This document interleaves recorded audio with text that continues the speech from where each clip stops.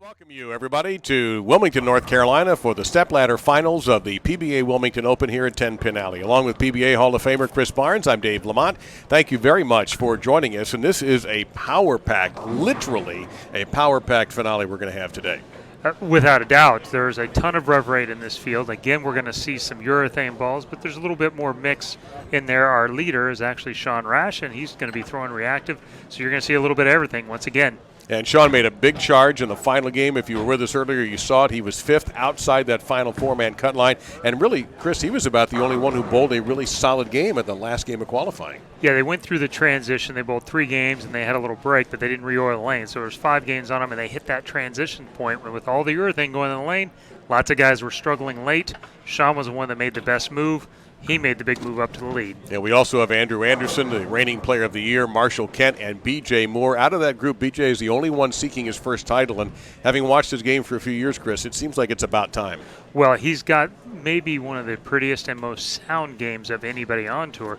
We've been expecting some big things out of him for a while. This might be the day that it starts. And he's going to have to beat some outstanding players in order to do so. So let's get to the coverage right now of our opening match.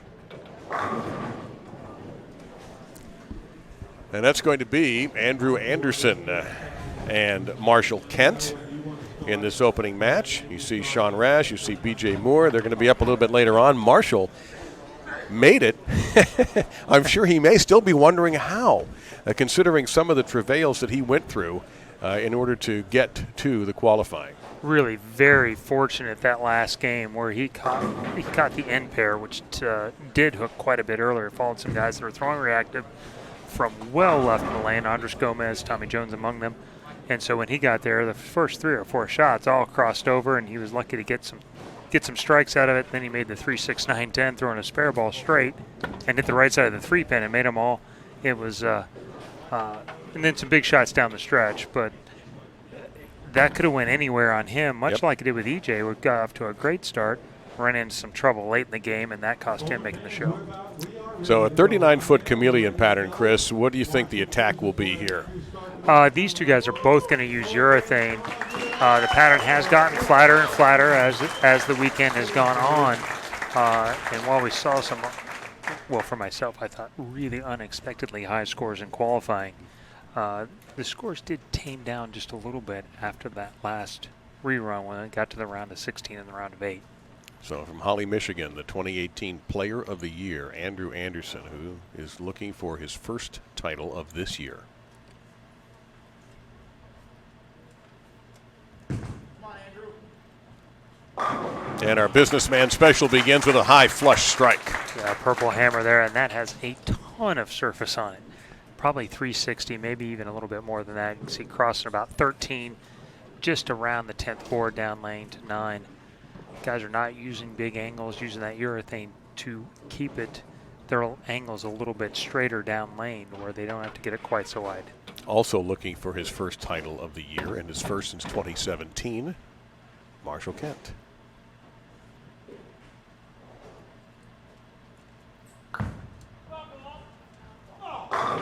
Yes, set. That's how you do it.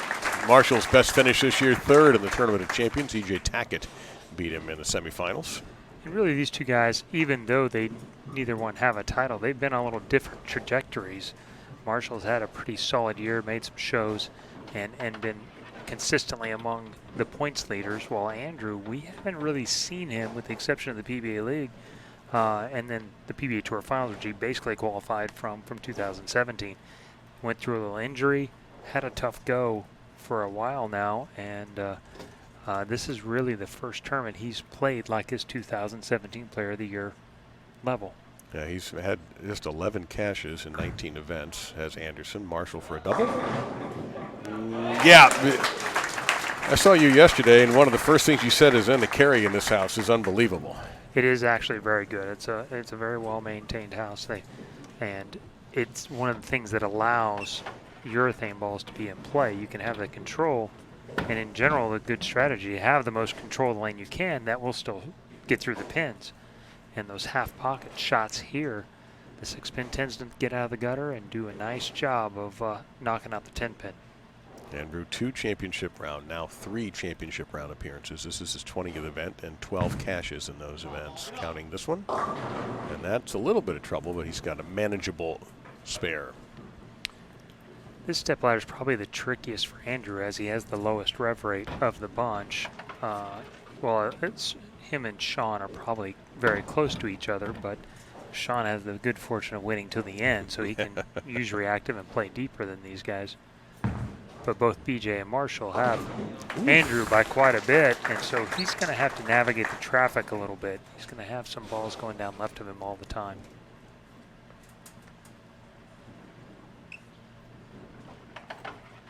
You know, Andrew, USBC Masters champ in 2018, also won in Jonesboro. Probably the 2 lowest scoring tournaments of the year, and that, you know, that's the hallmark of Andrew as a young player. He's already a premier shot maker. And yes, it took a while. And you usually don't get for right-handers messengers turning left like that, but that's what this day has been like.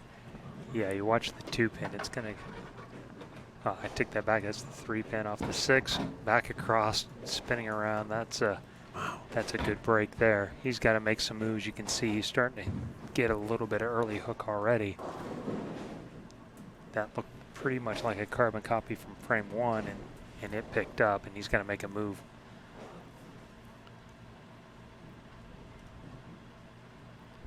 On lane 20. Ooh, that's right. And he mixes it up. Any particular characteristics of this pair that you took away? Generally, most of the right lanes here in the center hook more. On this particular pair, myself, I did not bowl on it. All right. So yeah, he's what Chris is looking at when he does that. He keeps notes on his phone of every lane he bowls on and consults that from time to time. Particularly helpful when he revisits a pair. But in this house, not the case. In general, up on this higher end, 19, 20, 21, and 22 were 2 of the higher scoring pairs throughout qualifying, and then through most of the match. And the 2014 Rookie of the Year starts with the front 4.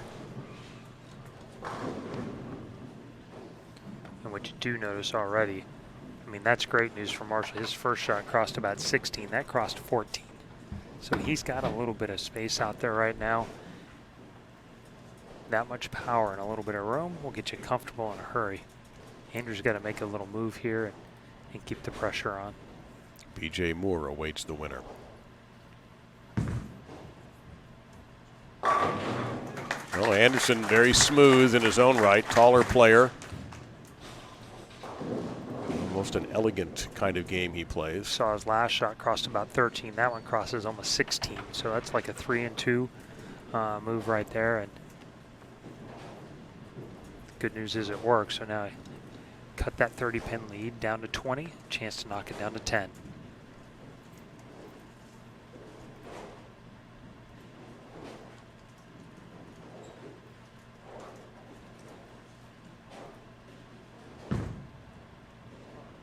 Stood up, wide right, never came back, and he's got 3 on the deck.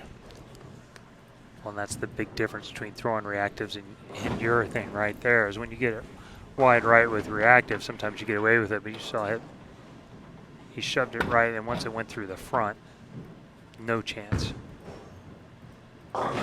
Then he converts it. Beautifully done for Andrew. He can't let Marshall Kent run off and hide because Marshall's capable of that.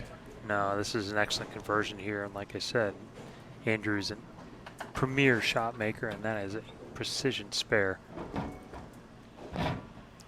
Probably in general around 45% of the time, I would say pros make that.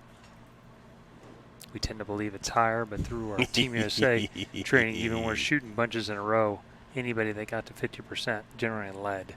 Both these bowlers with Team USA experience.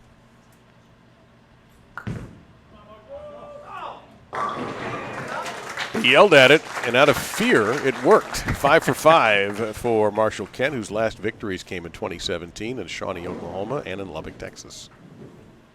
Sliding 27 there, crossing right through 14, 15. Now he's starting to get in a little flow of things. All the adrenaline. So to speak, here on FloBowling. But I knew what you were doing there.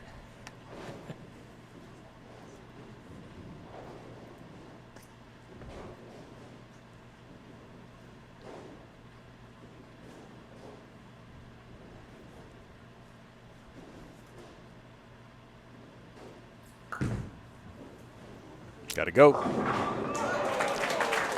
It went just enough. wow.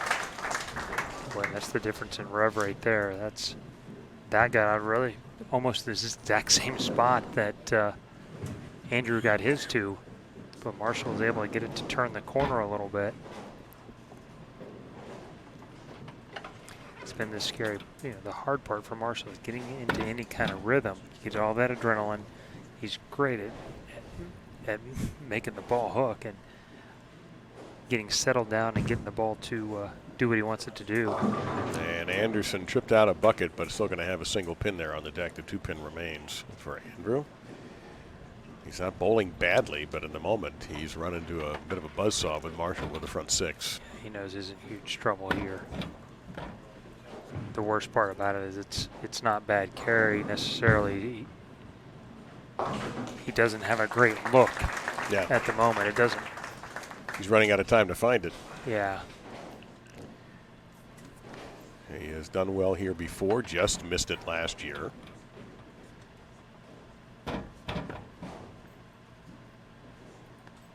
Yeah, you kind of touched on it earlier. I talked to a couple of guys who all said the same thing, and you touched on it. Nobody thought the scores would end up being this high once you guys got the green flag to go yesterday. After we practiced and everything else, and the scores exceeded the expectations of the bowlers. Judging by practice, we thought the scores would be exceptionally low for 2-3 games until they broke down enough to where players could move in. And at that point, it looked like certain types of players had a pretty good look, cleaner balls with softer ball speed. And then it just kind of, O'Neill bowled really good in the morning, throwing urethane from the right, and way more guys on B squad did the same thing. And stayed to the right, carried that urethane carried down, created a little hold, and then it made it to where basically everybody could just move in and go around it and had very little difficulty. Yeah, that A squad, B squad thing brought out a Facebook post from Jason Belmonte with a suggestion of how to. Well, we ran into it last year too at different times, and this time I was on the right squad. Last time I was on the wrong one for a few of those, and it can get tricky. And generally, B squad has a tendency to play too deep too early and make the lanes worse instead of better. Marshall Kent going for number 7. Had it all the way, Chris. Had it all the way. High flush. Well, I think it's time to mention, since Marshall seems to be on a lucky streak, that if he happens to throw a few more like that, he'll get a $1,000 bonus from FloBowling and the PBA. Yeah, take it, buddy. That was a little firm there. His last 2 have both gone by it. I would expect this one. I mean, there's 2 basic moves at that point. You can either grab it, or you can throw it slower. And throwing it slower is not really what he likes to do, so this one will not get missed at the bottom.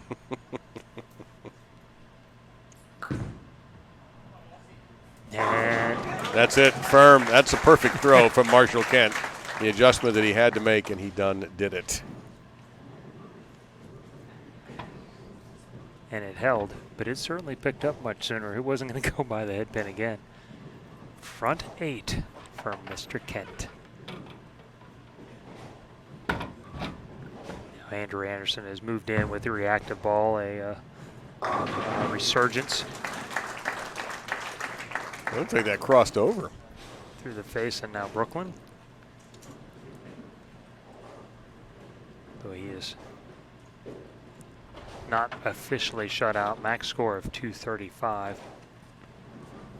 Provided Marshall keeps it on the lane a couple of times.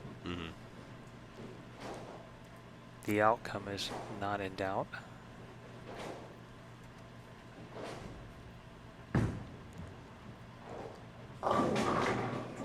Now it's really not in doubt. Now it is official. Yep. Marshall Kent, B.J. Moore. And already bowling pins are quaking at the thought of what's going to happen. Going to take a shot at it with the old backup. That didn't quite work out. So Andrew Anderson will get a 4th place finish. And maybe a little boost of confidence, even though he's not going to be overjoyed with what could be, at best, a 199 game. He also ran into a guy who caught some beautiful flush shots and 1 or 2 big breaks. And will be moving on in search of his 5th title against B.J. Moore, who has a regional title and has had success in PBA League, but will be looking for his first PBA title. In the meantime, we got $1,000 of Tom Clark's money riding on these next 3 shots. You saw that one cross 16, moved his eyes in a little bit there. I would expect that last shot, it hooked pretty quick and it stayed there. I think he thought it was going to go high. I kind of thought it was going to. I would expect him to move a little bit here so that he can stay as aggressive as he wants to on this shot.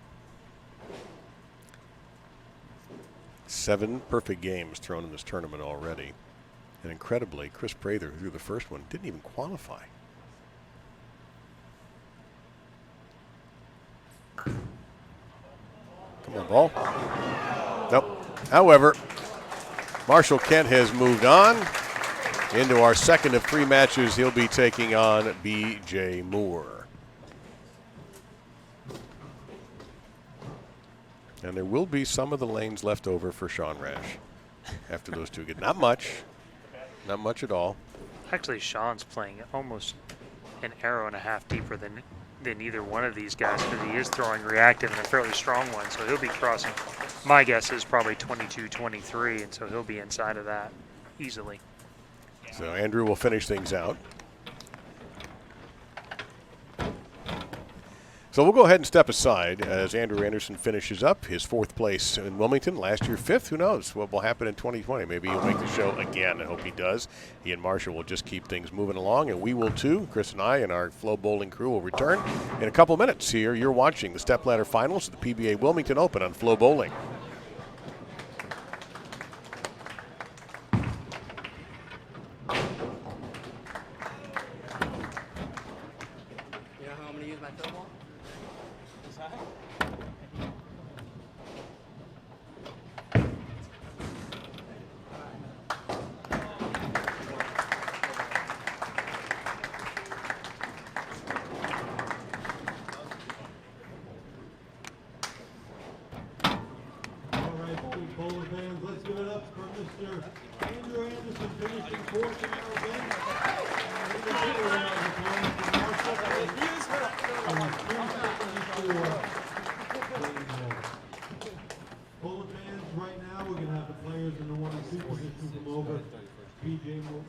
All right, match number 1 on the books. It was an easy victory for Marshall Kent. Opened with the front 9, had a chance there in the 10th, but came in a little high. So, Chris, now we look ahead at Marshall and B.J. Moore. How do you think this match sets up for the man looking for his first tour title in Moore? Well, it's a heavyweight slugfest is what it is. You got 2 guys with the highest rev rates with their thumb in the ball, not named DJ Tackett. And, I think BJ has one of the prettiest games on tour. And he'll have to fight some nerve issues, I'm sure. It's been a while since he's been on a TV show, although he seems to make a couple every year. It's been since last year. And so he'll have to get through the early navigation of nerves and adrenaline and that. If he can get settled in quickly, I don't know if Marshall's going to give him much room to breathe, though, otherwise. Well, Marshall jumped down Andrew Anderson pretty quickly. The winner of this match will take on Sean Rash, looking for yet another championship. So this is going to be interesting because Moore wants that first title, of course. And he has been second this year. He has done well in the league. He has a regional title, but this is another item off his list to check off. We got something else we want to show you here in a moment. In fact, we're going to do that right now. That's the USBC points list. And you're going to get $2,500 if you win today. And you see, and this is updated, still on top is Jacob, but Kyle Sherman making a nice move. A.J. Johnson with another top finish. Bill O'Neill also with a pretty good finish today. A.J. Chapman, another guy who finished just off the top 8 list at 9th this week. Yeah, he got a chance right till the middle of the last game, actually. to make it through. Chris Prather, E.J. Tackett, who finished 5th, and an unfortunate 5th for E.J. Things got out of hand on him at the worst possible time in the last game of qualifying. Stu Williams made the cut, and much more today. Anthony Lavery Spar and Josh Blanchard. You're in, what, about 15? I think 16? Yeah, somewhere 16, 17. After 17. Today, I'm not sure. No, yeah, they haven't added your points, so you'll pass. There'll be some flipping and flopping going on. I'll pass a couple of guys will probably go around me as well. Sean Rash is obviously looking to be the biggest mover with an opportunity to get, right now he is in 27th with no points yet in this tournament at 755 at 2,500. Obviously, as you can see from here, be the leader. Will do wonders for his totals. So, but first things first, Kent and Moore about to take place right here, and Sean Rash wishing them both luck as well. And he needs to clear out and make room for these two.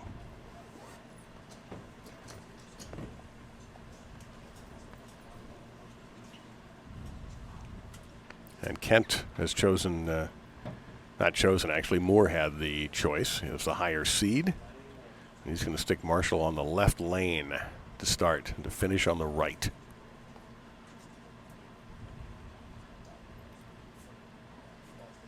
Now, if you're saying, wait a minute, I mean Kent hasn't won in 2 years. Yes, I know he won the PBA Clash in 2018, but that's a non-PBA title.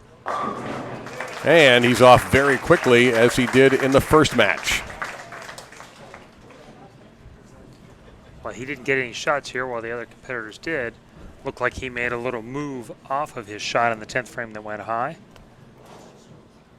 Rather than trying to get it further right, he just looked like moved in a little 3 and 2 off of that as well, and now he's in around 17-18 at the arrows. Out of Greensburg, Pennsylvania, B.J. Moore. B.J. has opted to go with reactive, so he's going to be playing inside of Marshall. And he's just going to destroy the 10-pin, leaving no doubt about its fate. Using the original idle low RG symmetrical ball, crossing about 19 right there, and you can see basically laying it down inside of Marshall, going around where Marshall's break point is, and then able to bring it back. He's at a 5th place in the PBA World Championship this year, lost to Jacob Buttriff. He was 2nd in the Scorpion Championship. He's done that twice in his career. Chris Prather beat him this year. He also finished 2nd in that Scorpion Championship in 2016. And Tommy Jones beat him in that one. He has come very close several times. And to echo what Chris said, there's a strong sentiment among his fellow players that it's time. He's due. Well, he has big time talent. There's just straight arm swing, solid finish. His footwork's good. There's just not a lot to go wrong there. And with that huge rev rate, you almost know it's inevitable that at some point he's going to break through and have a big year. But he bowls a relatively limited schedule, a little more than half the events, generally year in, year out. This is number 11 on the year for him. He's had 6 cashes and 5 times his made match play. And, of course, that's obviously now up 1. And Kent, well, he's been doing that a lot, just collapsing that left side of the pocket. Kent carry is exceptional in this place, but a lot of that has to do with the fact when you have a 525 RPMs, the pins tend to get out of their way.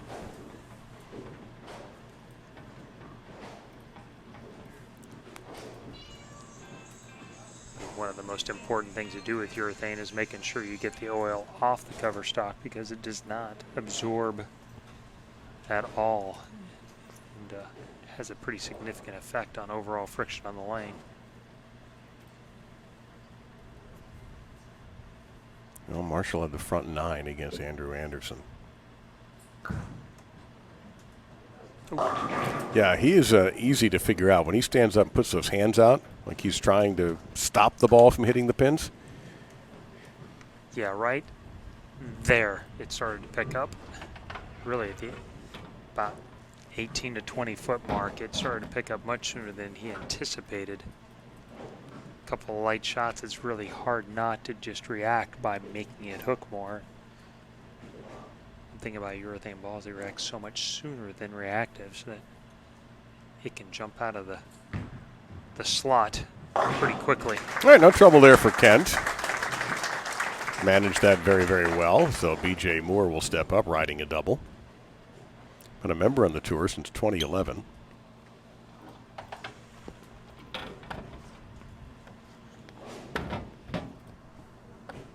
Was most recently on the Kingpins in PBA League, but won with Dallas in 2016.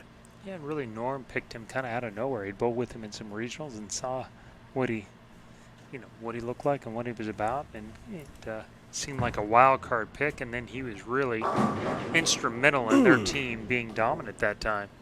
Oh, looks like he might have gotten a break on that 10-pin, but the 6 fell straight back.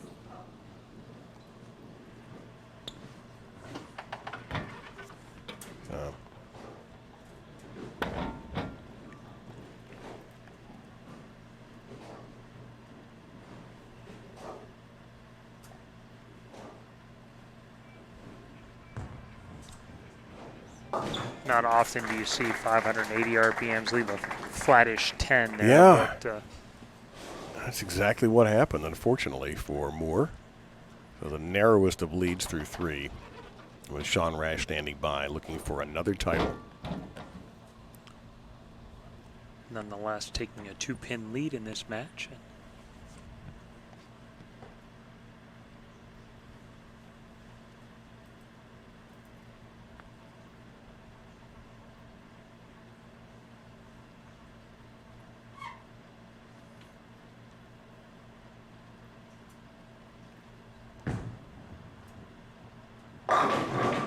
Boy, no trouble. You see the ball just drive out the 8 and the 9 pins that time. Gorgeous shot. Yeah, the shot before, I thought he'd gotten in the swing a little bit quick, and then at that point he gets a little forward and starts chasing it. After it, he misses it, and I put air quotes around that because he never really does. But his, his rev rate will come down into the 540 range, 530 range, and not make quite the same move in the back of the lane.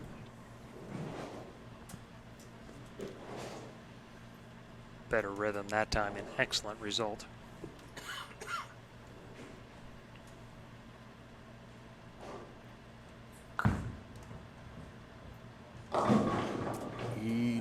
Boy, that's a bizarre leaf right there. 2, 5, 7, 8. Yeah, maybe even the more bizarre things. He really liked that shot. Like you said, Dave, his body reactions tell the story. He posted that one up, and he was anticipating that being. Well, so many times he's had those light headpin hits. Headpin just goes into the wall and mixes up everything and takes it all down. And that time we didn't see that. That's very unusual. Tough shot. Oh, wow. Wide left.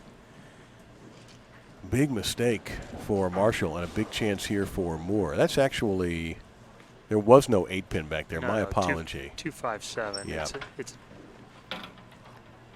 There's more ways to miss it than to make it, unfortunately. Yeah. And, the only chance, I guess, is to split that 2-7, right? You make the, the ball has the 2 and the 7, but you have to catch enough of the 2 that it doesn't slide in front of the 5, and the 5-pin makes that considerably tougher than even just the 2-7.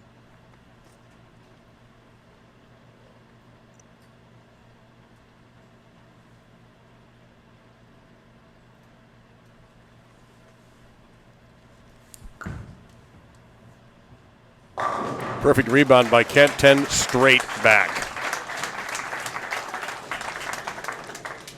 Once again, easy to tell when Marshall throws it good. This one's just posted up, back foot on the floor, which means his head has not gotten too far forward. Perfect balance, perfect leverage, perfect result. So right back at B.J. Moore, who, let's see if he can take advantage of a little bit of an opening that Kent has given him with that mistake on the 2-5-7.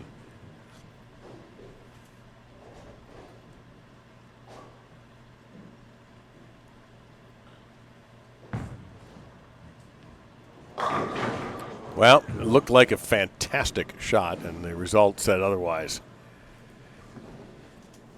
Wow. Yeah, this one's pretty good here. Yeah, this seems unfair. Great shot. Gets it a little bit wide, but because he was so much better imbalanced than was a shot before. It makes it all the way back. Mm.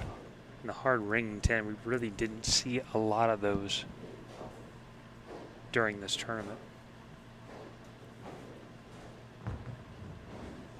Covered very smoothly. By the way, you see that Couch banner there.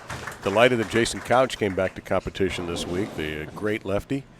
Didn't get the result out of the bowling he liked, but he said he feels good, and I think that's probably the biggest thing of all as he gets ready to take on PBA 50 next year. I practiced with him a little bit this week, and the one thing that looked different than when, well, basically he ended up leaving tour was he had knee bend again. Yeah. It looked like he was solid again. It didn't look like he was covering anything up, and so now it's just going to be a matter of getting some games in, so that. You see BJ clearing the deadwood there. So he knocked the 10 pin out from the back. Yep. That's 23 miles per hour will do on occasion. So, But it's he excellent does look to healthy, see. and he looks, That's great. Yeah, And as a fellow guy who may turn 50 soon, I'm super happy that Jason's healthy and will be back to his old farm. Really super pleased about that. I can tell. Yeah. Folks, you can't see the beaming smile on Chris's face. No. No. I mean, another left-hander. That's what we need at the top. That's, to me, we'll wait for this shot here for more. Push. It's an important one. Oh, no. 3 behind. Yeah, the shot is inside a target here. Trying to cross right around 19. That was around 21 or so.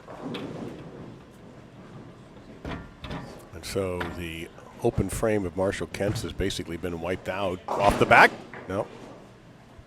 Gave it a peek. That's a shame. Things have evened back up. He still has a 3-pin lead, but with Marshall on that strike, he'll have an opportunity to take a 7-pin lead. What I was going to say was that I think if you ever do a series on Flo or anywhere on the great what-ifs in bowling history, what if Jason Couch has a healthy career, I think would be on there.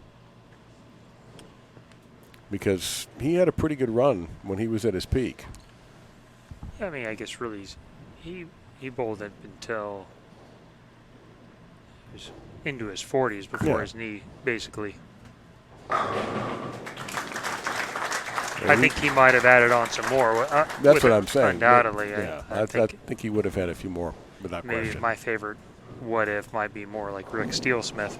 Actually, okay. That is, you're right. The new head coach for Wichita State, incidentally. Very nice. Gordon Vatican has retired. Yep, good hire for the Wheat Shockers. Yeah, that's an excellent fit there. But he was a guy that looked like he was, as a matter of fact, I remember Bowler's Journal predicting him and Amleto as co-bowler of the 90s after he'd been on tour for about 12 minutes in 1989.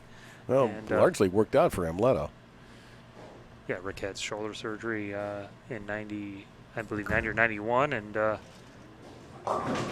wide right, wow. Wide right, and the hot potato continues. Well, I would have to ask, what in the world happened here? Well, it seems like these lanes are changing at different intervals, and so he gets comfortable and gets the shape going the right way on the one lane, and then the other lane is flopping on him a little bit. Is he okay? I don't think he fouled. Oh, he got a zinger in his wrist is what he got. Yeah. Missed everything. Yeah, he looked. Yeah, something didn't feel right. He looked down at first and watched him look at his hand. Huh. Well, that was just a bizarre sequence. So B.J. Moore has a chance now, or if he doubles, to really grab this match. Well, the count there is huge. That's 4 pins, and 4 pins would have left him, inside of a 10-pin lead, assuming B.J. at least marks here. Pretty good assumption, Chris. It's a pretty good assumption. Ironically, I'm not sure that one hit as well as either one of the last two, and it snapped him out a little bit deeper for the left down lane and not as much angle through the pins, but snapped the 10 out of there. Phil Brylow just ran over to see if everything was okay with Marshall, and he seems to be fine. Phil, too. Just want to make sure, When that, you get that size of mass moving that quickly. Phil or Marshall's bowling ball? Just asking. We're just going to leave that one out there. Okay, all right. That's right. Up by 12, a chance to take it to 22. Well done, B.J. Moore. What a strange match this has been. You keep thinking one guy has control, and then he doesn't have it anymore. Yeah, it seems like BJ has picked the right lane for him, knock on wood. It's he's had a better reaction on that left lane with the exception of the mistake when he missed left there in the 6th frame. Now can Marshall get back on it? Still has a possible 213. BJ Moore still on a 205 pace.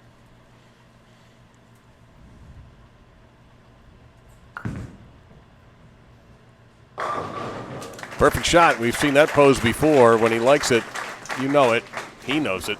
See him watch his hand on the way back, and he's wiggling the fingers and doing something. So he got a zinger there at the bottom somewhere. Would that be in the hand or the wrist? Or Mike, I think it's the wrist. As you see, he wears the tape around there, and so he has some issues a little bit. But I haven't seen that particular thing happen on any kind of regular basis. So yeah, I've never seen it. I mean, I don't see him obviously that much, but I see him probably a dozen times a year, and I've never seen that before. It was a little strange where they looked down like like there was some footing thing, but I didn't see anything on the replay that let me. That's what I thought at first. That was my first, that he was upset with the approach and it threw him off, but it seemed like it was something else that threw him off. At first I was worried he fouled. Oh boy, Brooklyn, wow. Well, that's one for the league bowlers right there. Well, I can raise our hands now. And, yeah.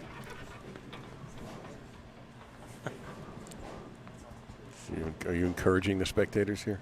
Yeah. Riling them up, are you? I do think there is this is about a 99%er, but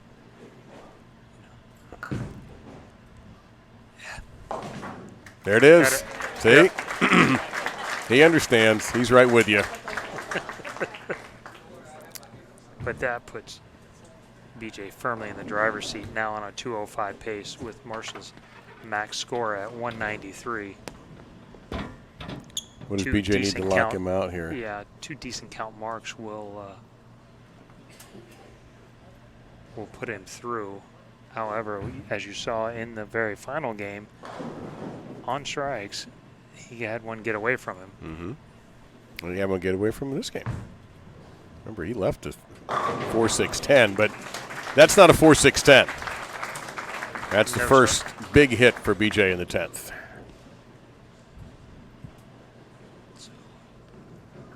5 pins here, I think actually 4 pins here on the first shot will put him through, and basically anything that's on the lane is going to be fine.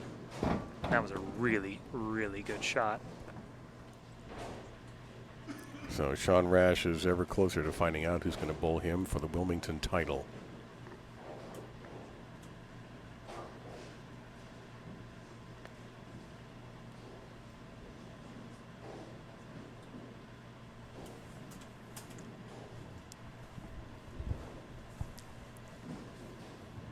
Hey-o. Hello, Doctor. Well, let's start over. Right. I didn't hear or see anything that was out of the ordinary that got him to step back like that. We're far enough back, it's hard to say. Yeah. But nonetheless. Nope. It's an important shot. He has to have this. In the event, all the runners will advance a base. And that's right. No, we won't go to the replay center in New York to rule if that was a balk or not.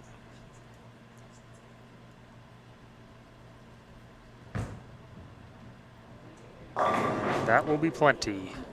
So B.J. Moore advances for the opportunity to win his first title. He has been in title matches before, and it hasn't gone his way.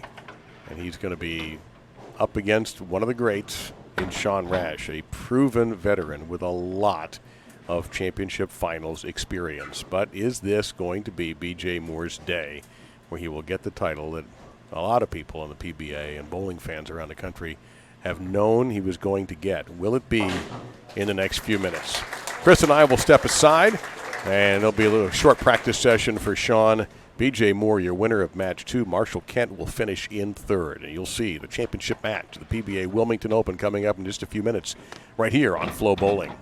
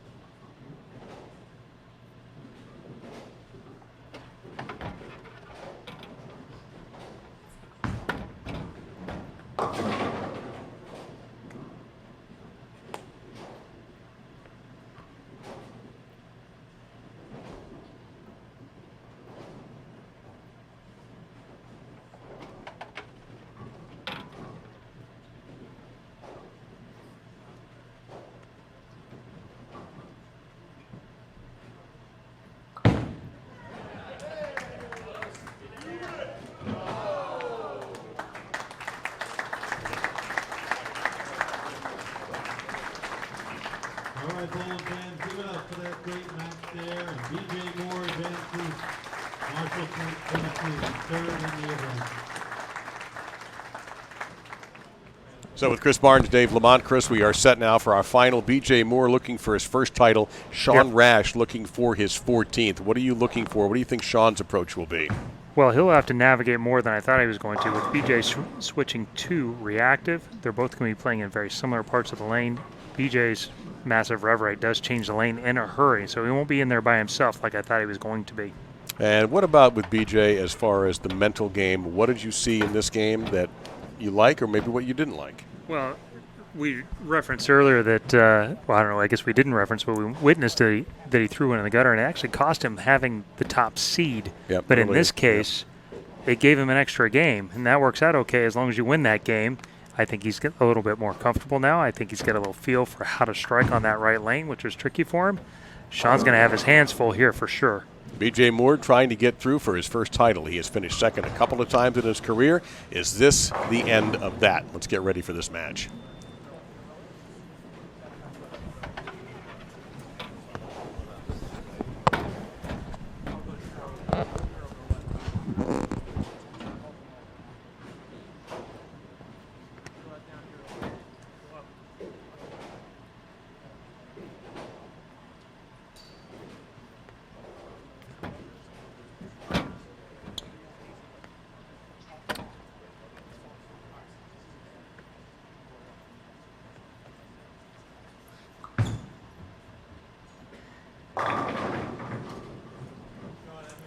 Still practicing is Sean and B.J. Moore. BJ gets to warm up on the adjacent pair. He's not actually on the TV pair. I'm not always a huge fan of that because the lanes they're fresh over there, and sometimes throwing a shot on that will give your eye a different look, and you'll carry that over into the pair that you were on. Having a quick talk with Jim Callahan. Sean meeting very quickly with his rep. And stick with us. We're going to have the check and trophy presentation as well as soon as we can get everything down there on the championship pair. One of those two guys will be a PBA champion. For Sean, it would be 14th title and second of this year. And for B.J. Moore right there, it would be his first.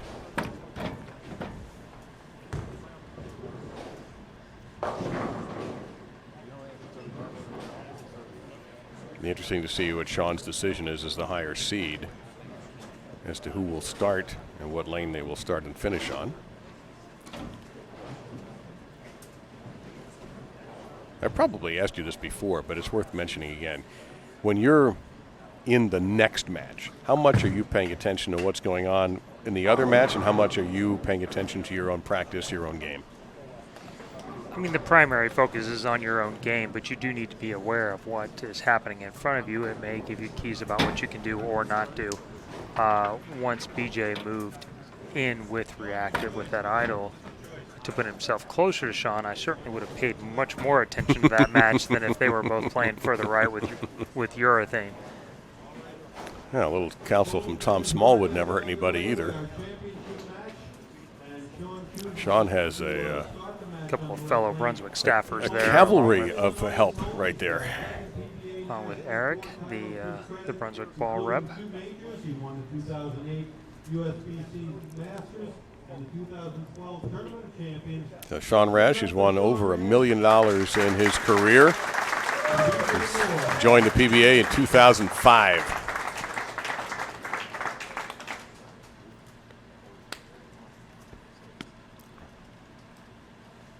And picked up his 13th title in the Roth-Holman doubles championship. Matt Ogle could very well have won in Lubbock in January, but Dick Allen pulled off an improbable victory, in part because Sean did miss a 10-pin in the 10th frame. So Sean's chosen to start, and he's going to start on the left.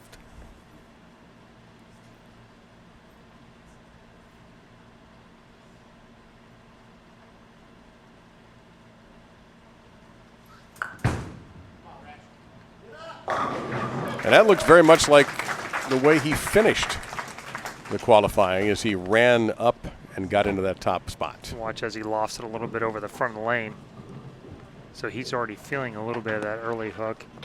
The main difference between these two players, while Sean has a little bit lower rev rate, he will be more end over end, which will also cause the ball to pick up sooner.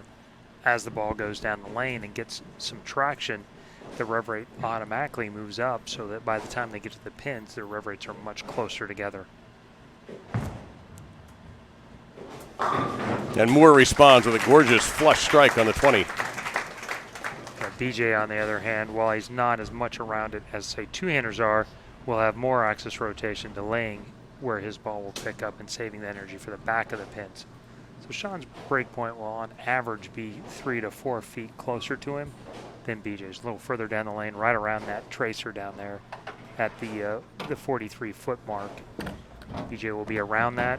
Sean will be more on top of it. His ball will already be going right by the time it, or I'm sorry, will picked up and then going straight and then transitioning to moving left by the time it gets there.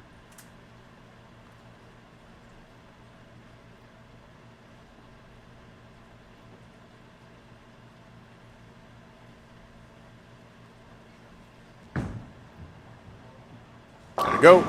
Oh, tripped out trouble. Interesting. Ball change there on the left lane. He must have done that on the fill ball after we left. A phase 2, another low RG, similar core-wise numbers to the idle, the pink idle is throwing on the other lane, but a little bit cleaner cover. Looks like Sean is throwing.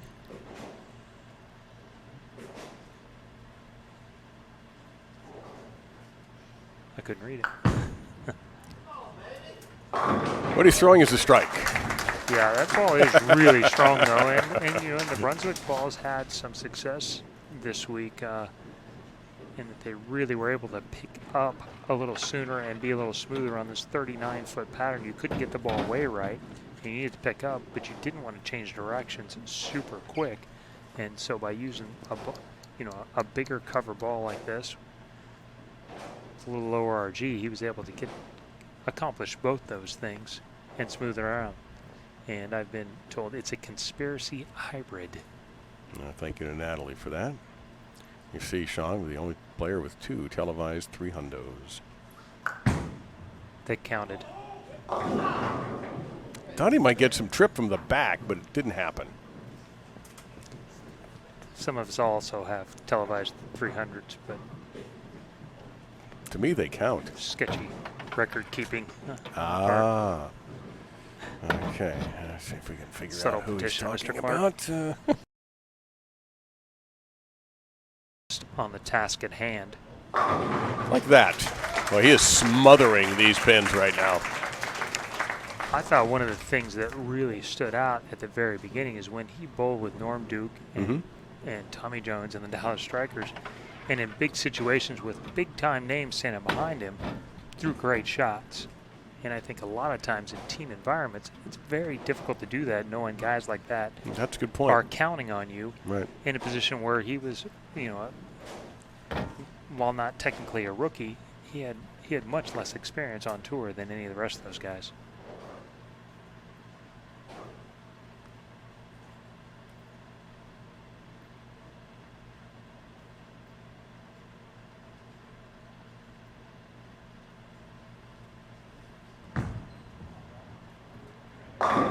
Wow. Those strikes were similar, even though they had different looks with the ball and maybe a slightly different approach, but the damage was done. Yeah, on this left lane here, this phase 2 is allowing to not go around it so much. That spot we saw Marshall's ball pick up super quick in the front and go high. He's staying away from that. He almost 7-9 there. Look at that. His last 2 pins without much angle at all. His ball is running the 8-pin over. Yeah, they were overwhelmed. Sean trying to coach his ball, and oh no, I thought that messenger would zip the 10. That's a lousy break there. He gets this one up in the air again a little bit, catches it on the up. I think he fully expected that. And the 7-pin would have been a bad break, and to leave the 10 with it, it certainly looked like the 10 was going to get in the fall over. Yeah, he was trying to, I think, bounce that off the wall, but didn't get the 10 in the right spot. So yeah, the way AMF pin deck's set up, they're higher on the away from the door, and the door is in between the 2 lanes. And so you shoot the one in the corner with the higher, where the floor basically is higher, the pit's higher, and hope that it can bounce up, back up on the deck. And we saw quite a few get out of it. 0.1% chance extra, right? Yeah, not much better, but you never know. Yeah.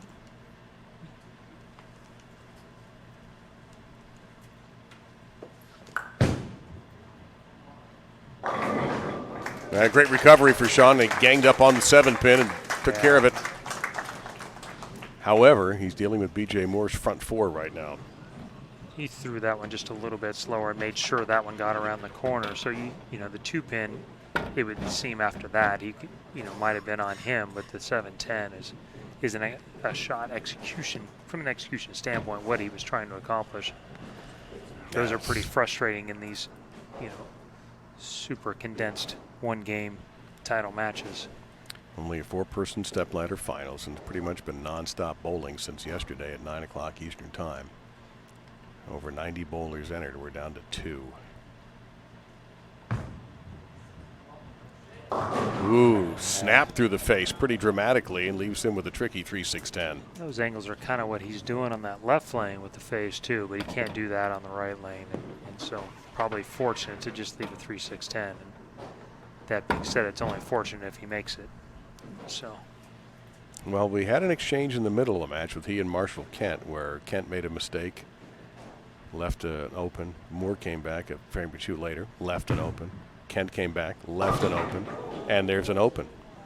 So it almost looks like the last match that B.J. Moore was in repeated. He had a great opportunity. He still has the lead, but 43-pin lead now down to, or a chance to move to a 43-pin lead.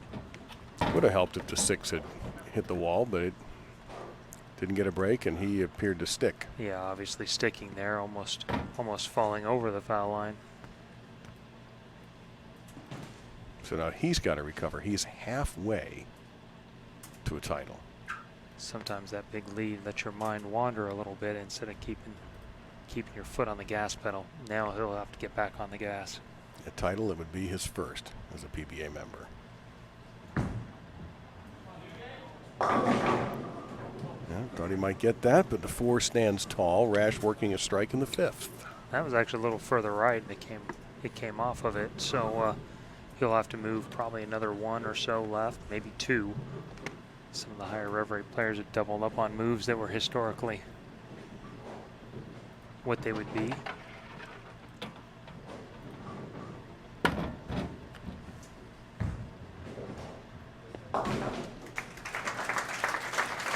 So he'll go back, and But now the changes. We're down to a 9-pin match, and Sean will have a chance to take the lead if he can throw a double. yeah, this could be an agonizing wait for Moore while Sean Rash on the hunt for his 14th championship. I spoke 19-pin lead. 19-pin, chance to cut it to 9 here.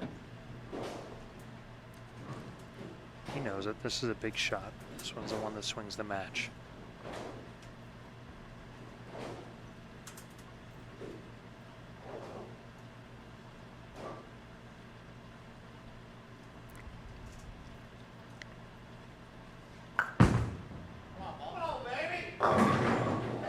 Holy smokes, I can't believe that any of those stayed up.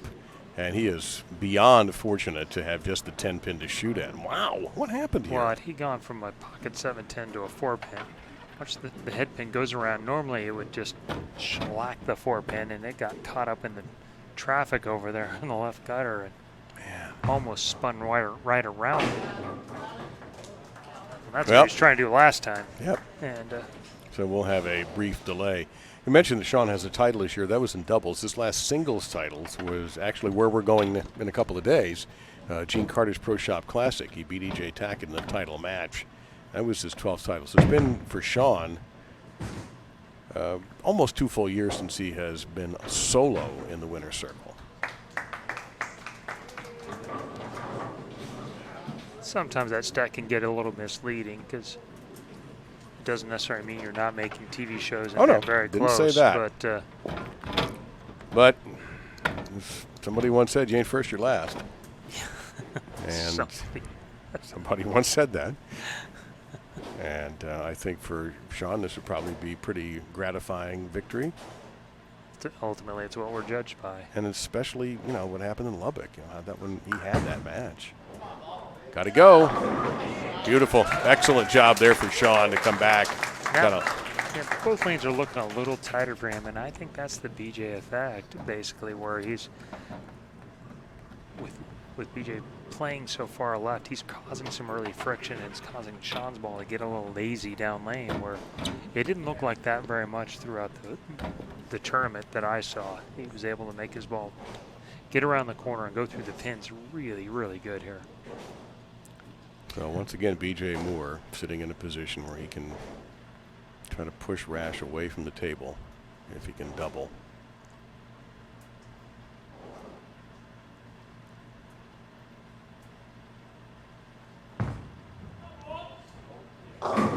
Quality shot. Made sure that one got to the right. Didn't quite catch it as much, and that sometimes happens when you're trying to ensure direction. That sometimes Reverend takes a little bit of a penalty, but not enough to stop the head pin from thrashing everything on the left side of the lane. So 19-pin lead, as you can see there on our scoreboard. 8th frame, back to the phase 2. This is key shot here. Last time he 4-pinned. Gonna have to make a little bit of a move left off of that. Chance to go up by 29.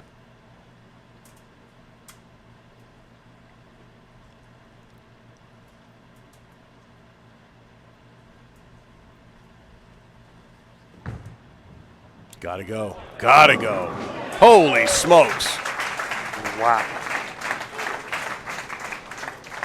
I'll let you explain this. Well, this is why he's on bowling for the title right now. This is, you could see it was 3 boards right, almost 4 boards right of that tracer at 43 feet.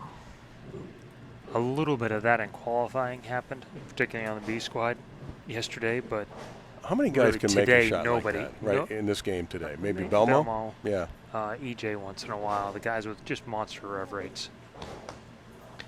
Something spooked Sean, so he'll redo and start over. It's a smart move to make.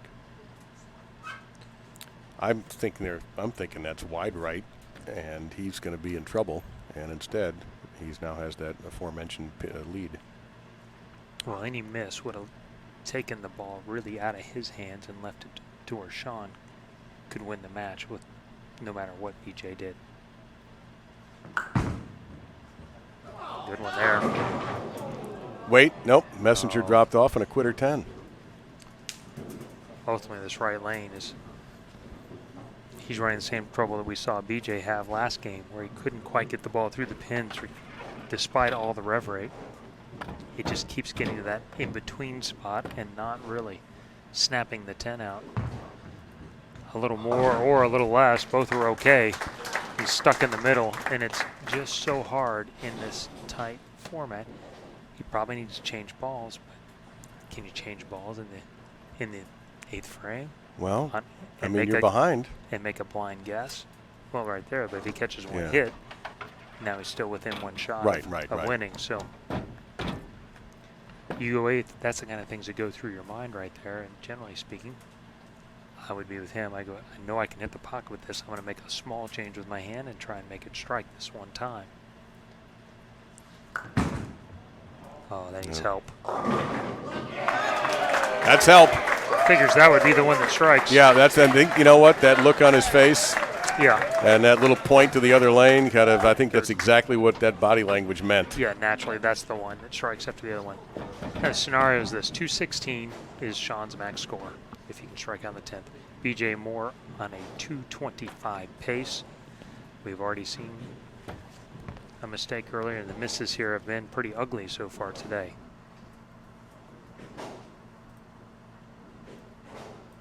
Well, max for BJ is what, 255?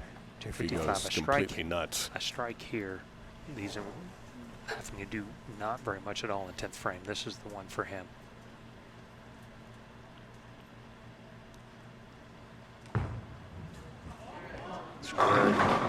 Well, yes, sir, the messenger arrives in time for BJ Moore to maybe carrying his first title with it. This is pure power at its finest. I bowl qualifying with Osku, and he threw one just like this. That's the kind of power it takes. High flush, ringing 10, and the head pin comes back and headbutts the 10.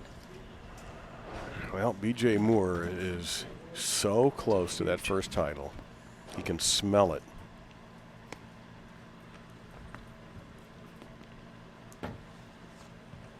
Six pins, I believe, on this shot.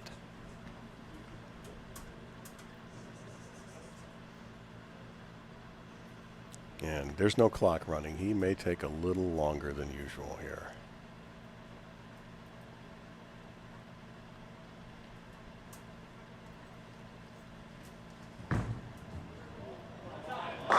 For the first time, BJ Moore is a champion on the PBA Tour. Just last week, he was standing in a group and talking about, you know, I just want to win one. Oh, I think he's going to win more than one when it's all said and done in his career, but the first one is sometimes the hardest. Great event for Sean Rash. He came roaring into to make this show for the #1 seed position.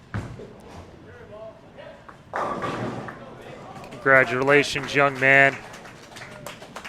Fantastic performance. Yeah, he deserved this.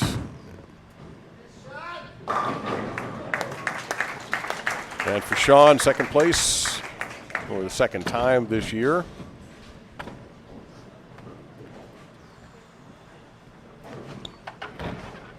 And he'll just get out of the way here and let BJ take the victory lap.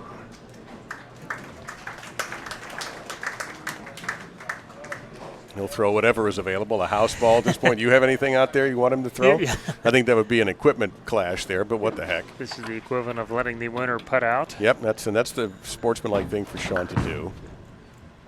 And good for him.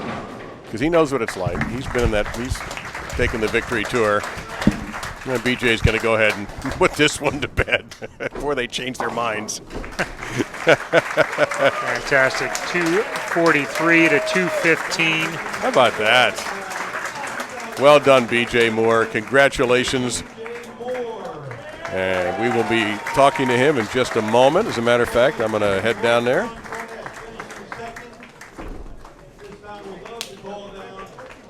With our proprietors, Mr. Grego.